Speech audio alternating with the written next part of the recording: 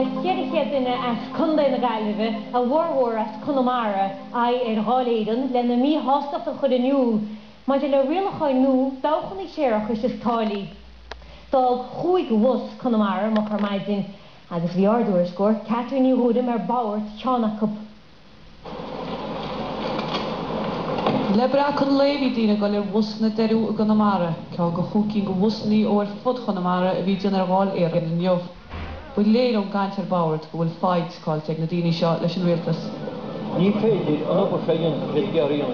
Tá sé gear cearhátro talúna típla heachháin. Bhfuil tá bhá heach sí heach ionta 19 agus ní féidir stopórta deachá.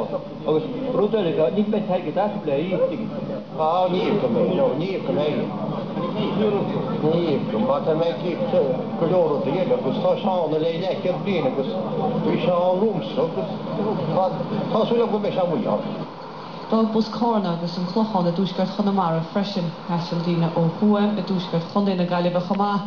Héis gur fíorgach lábhíán in eisgart Connemara cathú tuile busan le ardú ar maidin le hín slua iompar. Hí muid nach muid a láh a bheith muid bhil go blatí leis an teachraid agus smór an náide ide tá muid go suas. Sí líon an í agus táid féiltóid a bhí.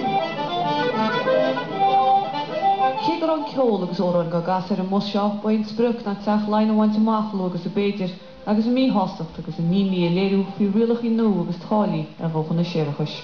Catherine ní Rúdam nóíocht TG Ceathair. Suas le cheirichéad duine tháinig ceol chunda na Gaillimhe go teach lein an Rathléinneog. Blasmú go dhéachtaí na dála í teachtacht amháin sileireacha go méire cóthíil Phil Hogan. Tá ní mar amháin i dtí na tuinis go riine.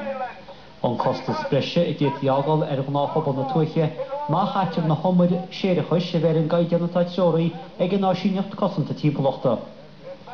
Agus muoin siad gorol chun bhaise go néir Phil Hogan a bheith géara an reachtaíochte ainú ag an buinte seo ama. Dúirt sé ag prime time na dhéanana nach bhfuil is a go héin ceann córas a dhéar go gaiid siad síos le Euro le fáilte amach ceann córas a dhéar. Cecha go raibh sé an bilchrí agus an fistaige ceta sé dhéar fós agus an tinta se rálinne go tean an fínáid a chudarin.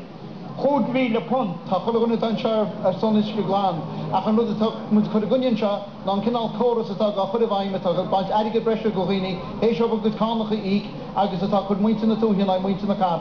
A chuhfuil lehéad go agóid anabhaid. Díag sé ráte gan ar a cóhíil nachúra se chuna airgid i gás na thomar ag bhusráú. Cé bháinna chuil sé mátar a gáil tát Johnta tá mátar a gáil díí tá muidir rá go mu heapí a cétrín géad.